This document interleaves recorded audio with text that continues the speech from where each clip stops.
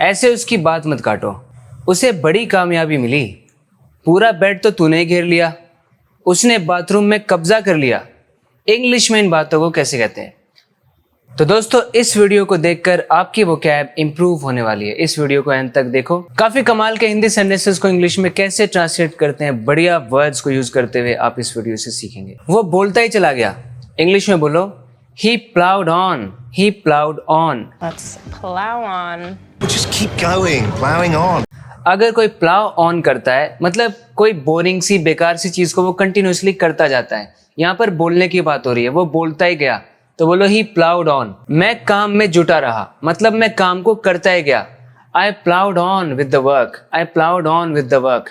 So you plough on with something मतलब कोई boring या डिफिकल्ट काम आप करते जा रहे हो, you plough on with it. अगर कुछ नहीं बताया तो इसका मतलब हो जाता है कि आप बोलते जा रहे हो, यू प्लाउ ऑन। मुझे काम सीखने में 1 हफ्ता लगा। इसको बोलो, it took me a week to learn the ropes. देखो कितना अच्छा इडियोमेटिक एक्सप्रेशन है ये, learn the ropes. You're only here to learn the ropes, okay? ये कहने का मतलब है कि कुछ नया काम सीखना, लर्न द रोप्स। किसी को नया काम सिखाना मतलब शो समवन द रोप्स, या नया नया काम सीखना यानी लर्न द रोप्स। चिंता मत करो, मैं तुम्हें सब सिखा दूंगा। Don't worry, I will show you the ropes. I will show you the ropes का मतलब है कि मैं तुझे बताऊंगा कि ये काम कैसे करते हैं, कैसे कैसे काम किया जाता है। I will show you the ropes. मैं राहुल की जगह पे काम कर रहा हूँ। जब भी आपको ऐसा बोलना हो कि कोई पर्सन तो एब्सेंट है तो उसकी जगह पे आप उसकी रिस्पॉन्सिबिलिटीज को फुलफिल कर रहे हो, तो बोलो you are filling in for that person. I'm gonna send David home for the day and you're gonna fill in for him. What? Why don't you two fill in for me? I am filling in for Rahul. मैं राहुल के लिए fill in कर रहा हूँ। मतलब आपको क्या करना है, फिल इन फॉर, फिर उस पर्सन का नाम, यानी मैं उस पर्सन के लिए फिल इन कर रहा हूँ। कहने का मतलब है वो अभी इस वक्त यहाँ पर नहीं है तो उसका काम मैं कर रहा हूँ।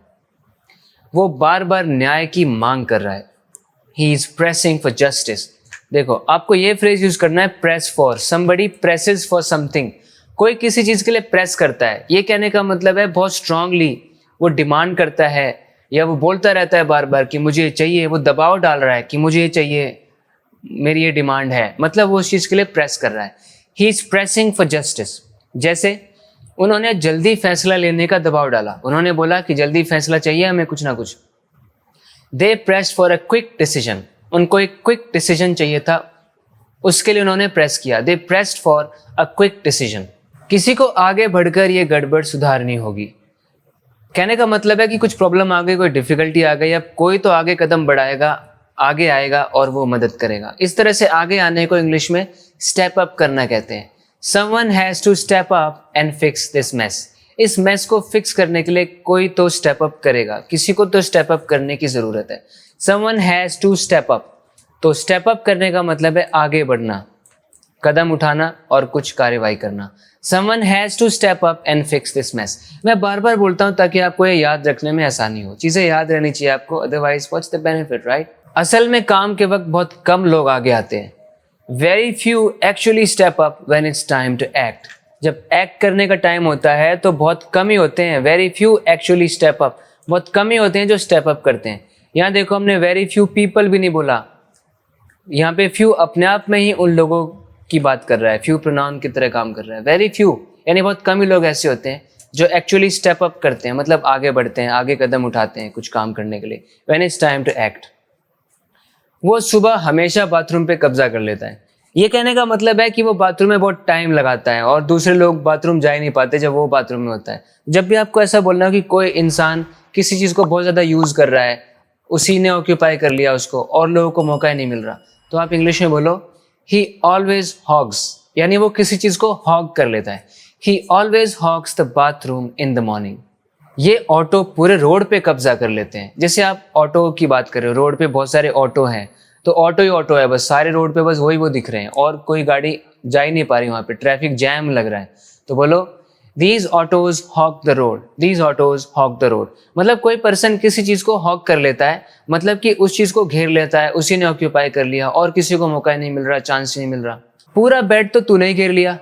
You hog the entire bed, you hogged the entire bed.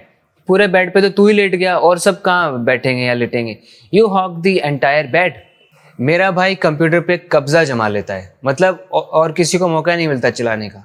तो बोलो my brother hawks the computer. तो अब तक आप बड़े अच्छे से समझ गए होंगे कि हॉक को किस तरह से यूज़ करना है।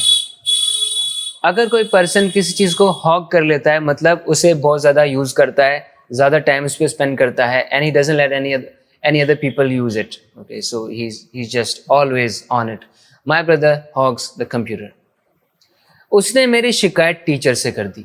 जब भी आपको ऐसा बोलना हो कि कोई पर्सन है जो आपकी शिकायत कर देता है किसी को जाके जो अथॉरिटी में है, मतलब वो आपको रैट आउट कर देता है। He ratted me out to the teacher. और शिकायत किससे करी है वो बताने के लिए आपको to यूज़ करना है, to the teacher. He ratted me out to the teacher. उसने मुझे रैट आउट कर दिया, लेकिन किसको? To the teacher. He ratted me out to the teacher. उसने अपने भाई की शिकायत कर दी। तो बोलो he ratted out his brother. उसने अपने ब्रदर को रैट आउट कर दिया। He ratted out his brother. He ratted out his brother. यानी उसने अपने ब्रदर की कंप्लेन कर दी, उसकी शिकायत कर दी, कुछ भी उसके बारे में बता दिया, उसकी चुगली कर दी। He ratted out his brother. उसकी उसके पति के साथ अच्छी शुरुआत हुई। इंग्लिश में बोलो She got off on the right foot with her husband. ये एक और इडियोमैटिक एक्सप्रेशन है, get off on the right foot. ये कहने का मतलब है अच्छी शुरुआत करना, to have a good beginning of a relationship or of anything. She got off on the right foot with her husband. उसके हस्बैंड के साथ उसकी शुरुआत अच्छी हुई। मैं आपको बहुत कमाल के फ्रेजेस और इडियम्स बता रहा हूँ, इस तरह के अच्छी इंग्लिश बोलने वाले लोग यूज़ करते हैं ऐसे फ्रेजेस को, तो ढंग से ध्यान से देखो। मीटिंग की शुरुआत अच्छी हुई, तो बोलो The meeting got off on the right foot. So if something gets off on the right foot, मतलब it has a good beginning. It has a very nice beginning. It starts very well. उनकी शादी की शुरुआत अच्छी हुई। They got off on the right foot in their marriage. They got off on the right foot in their marriage. So people get off on the right foot. So maybe they have a good beginning of their relationship. Or if something gets off on the right foot, it means it has a good beginning. It starts very well. It starts nicely. उसे career में एक बड़ी कामयाबी मिली। जब भी आपको ऐसा बताना है कि बहुत डिले हो गया था, बहुत प्रॉब्लम्स हो रही थी कुछ समय से, फिर अचानक कुछ अच्छा हुआ, एक बड़ी कामयाबी मिली, कुछ अच्छा हुआ, सक्सेस मिली, तो ऐसी सक्सेस को आप इंग्लिश में बोलो break through. He had a breakthrough in his career. He had a breakthrough in his career. हमें जल्द ही कोई बड़ी सफलता मिलने की उम्मीद है। बताओ कैसे कहेंगे? We are hoping for a breakthrough soon. We are hoping for a breakthrough soon. कि हमें ब्रेक थ्रू मिलने वाला है। मैं बात कर रहा था और उसने बीच में टोक दिया, बीच में मेरी बात काट दी। He cut me short while I was talking. So when someone cuts you short, he doesn't let you complete your sentence. He cuts you short. So he cut me short while I was talking. He cut me off while I was talking. Cut me off भी बोल सकते हैं।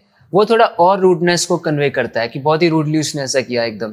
He cut me off while I was talking. ऐसे उसकी बात मत काटो। Don't cut her short like that. Don't cut her off like that. Cut off का एक मतलब तो रिश्ता तोड़ देना भी होता है, सारी बातचीत बंद कर देना। जैसे he cut me off after our fight. हमारी फाइट के बाद उसने he cut me off, ये कहने का मतलब है he stopped talking to me. We were no longer on talking terms. So don't cut her short like that. मतलब उसकी बात को ऐसे काटो मत, उसकी बात को पूरा होने दो। तो देखा दोस्तों किस तरह से कमाल के फ्रेजेस और इडियम्स आपको इस वीडियो से सीखने के लिए मिले। इसी तरह से आप इंग्लिश सीखते रहना चाहते हो तो इस चैनल को सब्सक्राइब करना भूलना मत। बात करते हैं अगले वीडियो लेसन में। Till then take care and bye.